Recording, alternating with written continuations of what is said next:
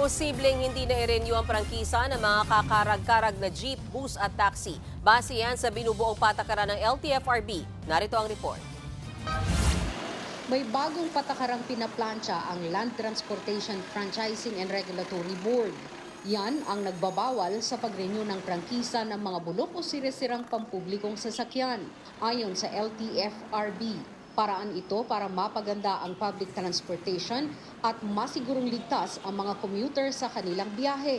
Kaya kung sira-sira raw ang iyong sasakyan, asahan na raw na wala yang prangkisa oras na ito ay mapasok. Ayon kay LTFRB Chairman Vigor Mendoza, naranasan raw kasi niya mismo na makasakay sa jeep na sira at may maruruming upuan. Hindi raw yan deserve ng mga commuter. Gate naman ng grupong Manibela, bagamat suportado nila na para ito sa kaligtasan, dapat daw munang tulungan ng gobyerno na maipaayos ang mga sira-sirang sasakyan, imbis na agad at tuluyan itong abandonahin. Bigyan pa ng isang taon na may paayos at matulungan ng gobyerno yung ating mga jeepney drivers at operators. Sana makapagbigay din sila ng 1 billion pesos na pondo para po maipaayos yung ating mga traditional jeepneys. Sang-ayon dito ang Liga ng Transportasyon at Operators sa Pilipinas. Kung yung dilapidated na sasakyan ay panghanap buhay mo, lalo na karag-karag, mausok, yung mga upholstery, lahat na, ay yan ho ang tamang direksyon yan. Ay talagang hindi dapat i-confirm ng LTFRB. Sabi naman ng jeepney driver na si Valentino, matagal na raw dapat ito ipinatupad.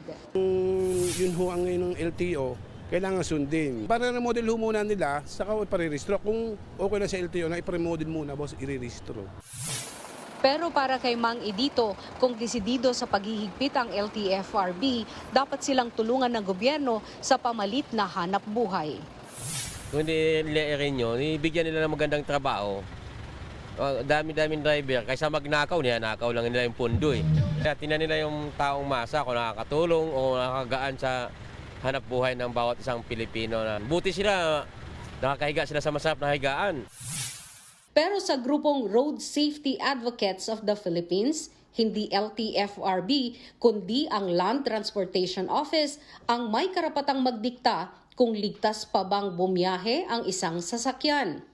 Palpak daw kasi anila ang LTFRB sa kanilang PUV modernization program. Sa ngalan ng public service at pagiging makatao, bigyan ng clearance ito mga jeepney driver operators na magpa-renew ng kanilang jeep sa LTO. Sa ngayon, pag-uusapan na raw ng mga top officials ng LTFRB ang nasabing panukala. Nagbabalita mula sa Frontline, Margie Bentulan, News 5. Mga kapatid, Mean Los Baños po, huwag magpahuli sa mga balita at impormasyong dapat ninyong malaman. Para sa mas malawak na balitaan at diskusyon, mag-follow at mag-subscribe na sa social media pages ng News 5.